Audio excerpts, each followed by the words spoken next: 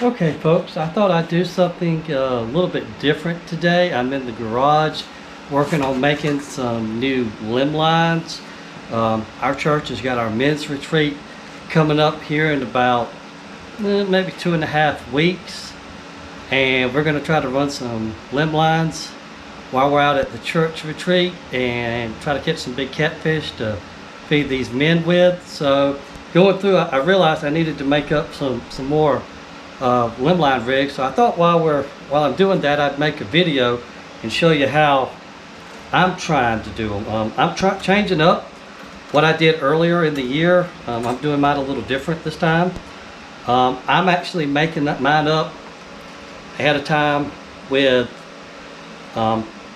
heavier weights, and I'm using I think this is, what is this? This is 210 pound nylon coated wire with swivels on it. So what I've got is I've got an 8/0 circle hook, the whisker seeker circle hook that's connected to this 210 pound nylon coated wire. Then I've got a stopper, I've got a bead, I've got my sinker, and then I've got a swivel all crimped on there. So I thought I'd show you how I make this part, and then I'll show you what we're going to do with the rest of it. So to start with, let's get us some wire. This stuff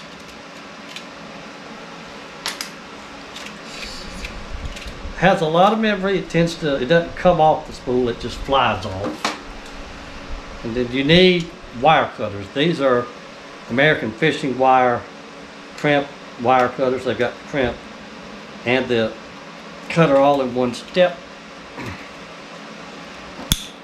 Cut that, and you see the thing, it will not stay on the spool, so here, we'll just lay that down. Alright, so we take our wire. Let's get us some swivels.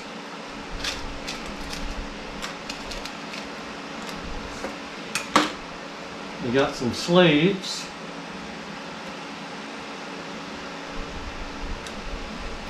And what I'm going to do, I'm going to come back here. Take our sleeve.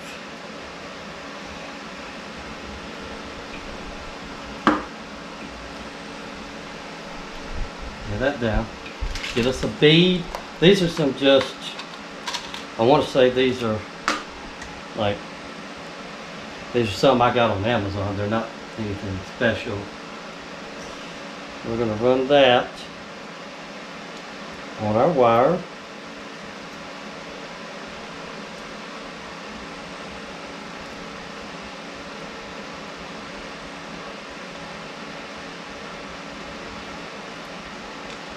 It's a little bit easier. Cut the angle out. Alright.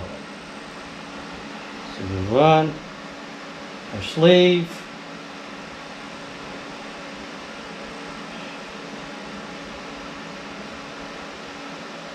Run the bead. Run the sinker. Put another bead. I don't know that the beads are necessary, but I don't think they hurt. And with a little bit of, it might actually make a little noise, and that helps out because catfish do respond to noise too. And so I'm going to put another sleeve, and then swivel.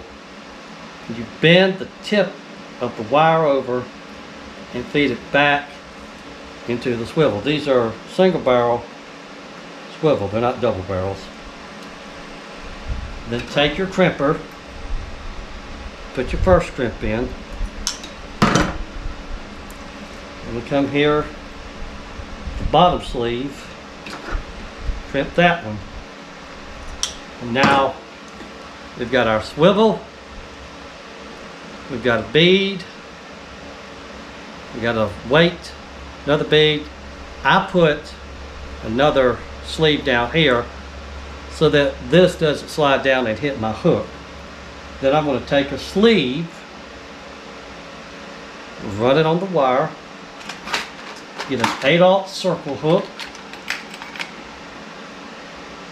come around, bend it over, stick it back through.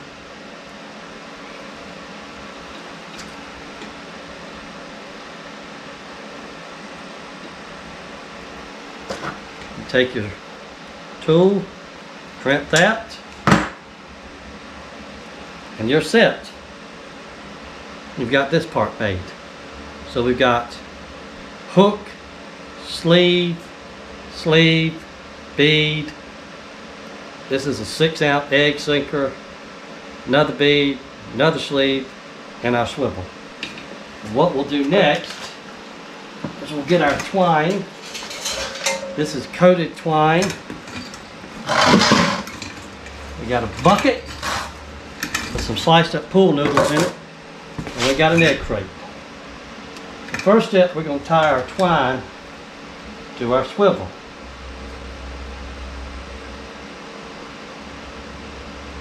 Run it through the hole. There's a lot of different knots you can use. You can use slip knot, works pretty good. A half turn blood knot will work.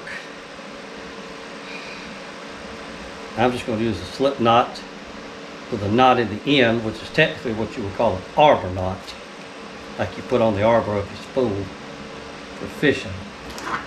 We'll trim this up.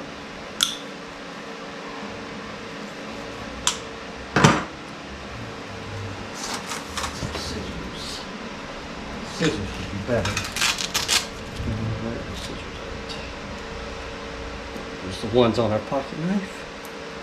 Alright. So you've got your main line. Now we're going to run. I like to run extra just because you're going to run these all the way to the bottom and you don't know how deep the water is. It could be 10 feet, could be 20 feet. So we'll peel off about 20 feet and go with that. So my arm is about 3 feet, so we'll need 1, 2, 3, 4, 5, 6, 7. We'll do 7. If there's 3 feet, that's about 21 feet. That'll leave us plenty. Alrighty. Now, we take our free end and we're going to run it through our pool noodle. This is just a pool noodle that I cut to about 6 inches. And what we're going to do, we're going to fold it back over like that. We're going to take our line and run it around.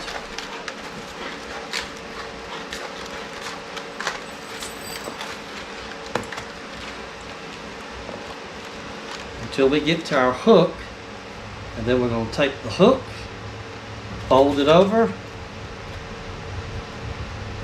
and run it into our noodle. And now the whole thing is ready to go fishing. All I have to do is take this off and start letting it off.